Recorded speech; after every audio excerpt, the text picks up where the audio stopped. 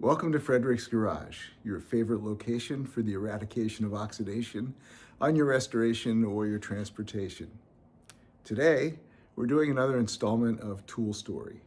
Tool Story, where we go over the tools and parts that help us with our restoration efforts or our maintenance, or in some cases, tie us back to the past of maybe ourselves as well as that of our vehicles. In today's installment, we're going to cover the dumbest tool that I own, the auto wrench.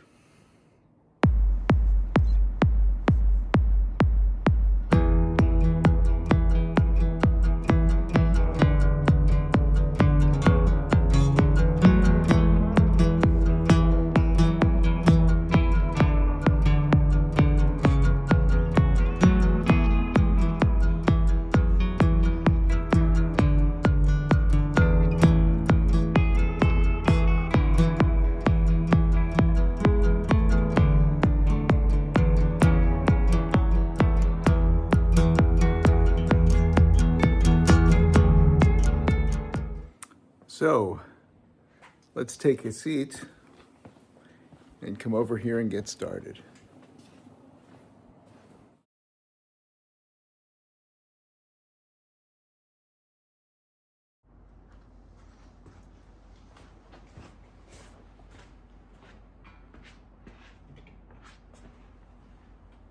So the auto wrench, as the name implies, has a motor in it.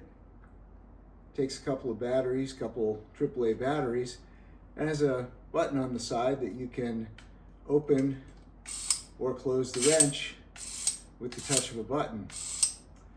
God help me if I ever get so lazy that I can't spin the adjustment on my crescent wrench. If I'm that old, lock me up, put me away. In any case, the auto wrench was a gift, hence the Christmas hat. The gift for one of those people that doesn't know what to get you, knows that you work on cars and the like and just has to get something, but just really doesn't understand how things work or what makes any kind of sense. You might say, I got this wrench a lifetime ago. In any case, talk about a useless tool. It doesn't get much better than this. I do keep it around as a backup adjustable wrench. I don't usually keep batteries in it. In fact, I loaded it with batteries today and I had to lube it up just to get it to work because the motor's so weak. Let me give you a close-up though, because there is one other extra feature. It's calibrated on one side in inches and the other side in millimeters. I imagine the calibration is there so that when this thing fails, you'll know which size of fitted wrench to go fetch and finish the job.